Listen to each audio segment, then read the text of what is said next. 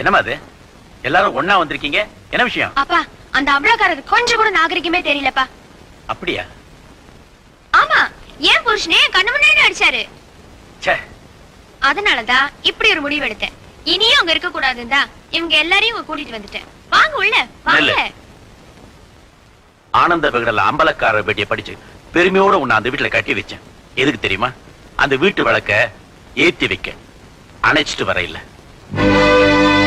நியாயத்துக்காக ஒரு கொலையே செஞ்சுட்டு வந்திருந்தாலும் உன்னை என் வீட்டுக்குள்ள சேர்த்திருப்பேன். ஒரு குடும்பத்தையே பிரிச்சுட்டு வந்திருக்கிறியே, உனக்கு இந்த வீட்டுல இடம் இல்ல.